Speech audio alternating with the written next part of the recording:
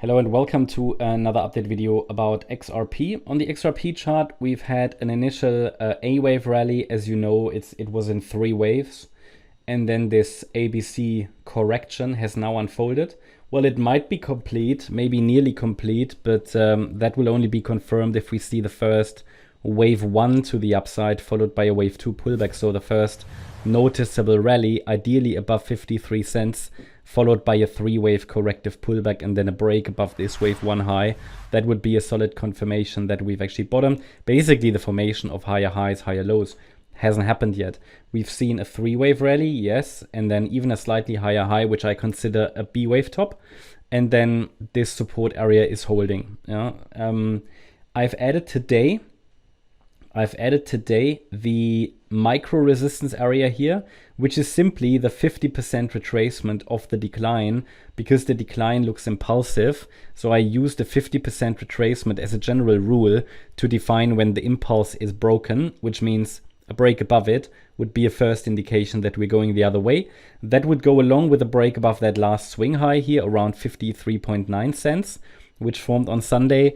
But yeah, there is no, let's say, clear nanostructure, microstructure on the way down.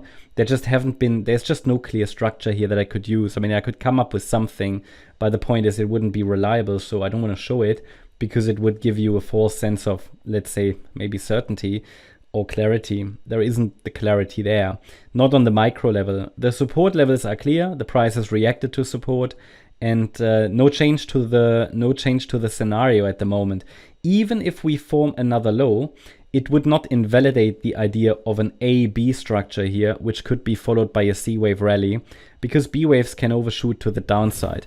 Whenever we're dealing, however, with those A-B structures and a possible C-wave rally, please note that the 1-2 setup, the 1-2 setup will only be, let's say, confirmed if we form really a higher low afterwards. And it typically can be wise whenever we're dealing with an A-B structure that we wait for a 1-2 setup, because again, just because of that reason, the support area in a B-wave pullback is less reliable than it is, for example, in a wave 2.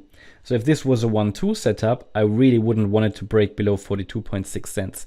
Now in an A-B structure, well, I also don't want it to break below it, but it might do it easily and without invalidating the wider structure or anything, right? So all I share with you is, okay, let's wait for 5 waves up. Again, I don't have a reliable microstructure. It literally just, there's not enough structure in there for me to work with. But once we get once the top is in, a local top, and we get a higher pullback, then I can add a micro support area for wave 2. That could be a setup. It might be worth watching the Bitcoin price in parallel, because Bitcoin might also be working on a first 5-wave move up, which I covered on Discord just half an hour ago or so. But yeah, Bitcoin's microstructure is easier to read than XRP's, I have to say. And then if we get the 1-2 setup, then the 3rd wave should follow. And the wave C should take us to 72 cents plus. Condition is obviously that the first 1-2 setup builds, and then the low of that beginning of the wave 1 isn't broken anymore. If we break to the downside now, it could still reattempt a 1-2 setup at 42.6 cents, or, you know, a little lower. But the thing is, again, B-waves can even overshoot to the downside, which is why we don't really have a clear setup right now. You might still want to play it. You know, you might want to act on it, on this setup.